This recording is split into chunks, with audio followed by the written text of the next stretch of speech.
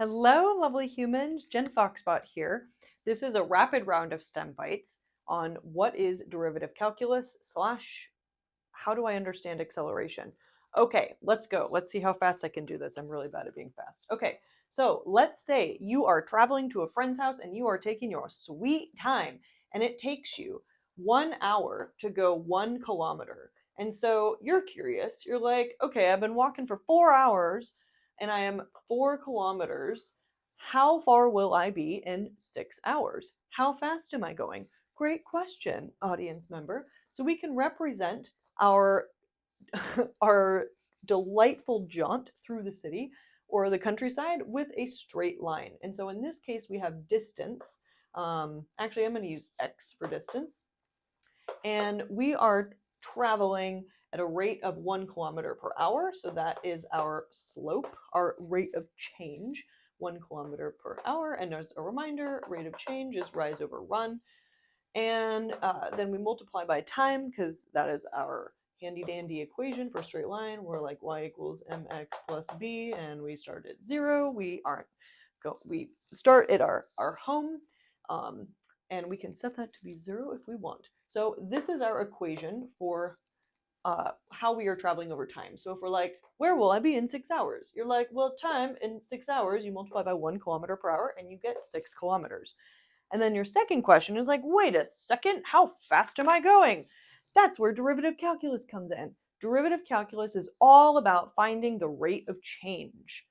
And in this case, that would be speed. How fast are you moving? So to calculate speed, you take the derivative of your distance over time. So that would be dx dt. Or if you can think about it, the variable you are operating on is x. You are taking the derivative of your distance with respect to time. And so you can plug in the distance formula here and say, okay, so I'm taking the derivative ddt of 1 kilometer per hour times t.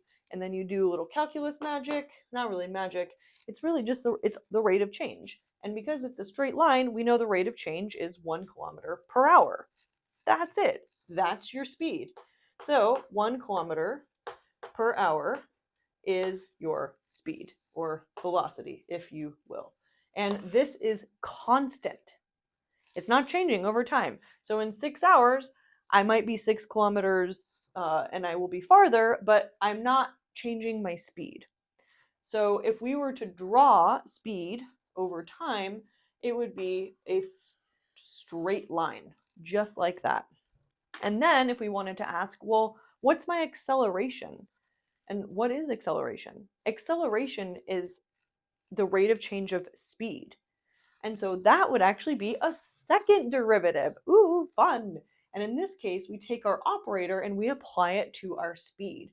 So acceleration, or a for short, is ddt of our velocity, which is also just ddt of dx dt. And so that we just would plug that in, and then we would get ddt of 1 kilometer.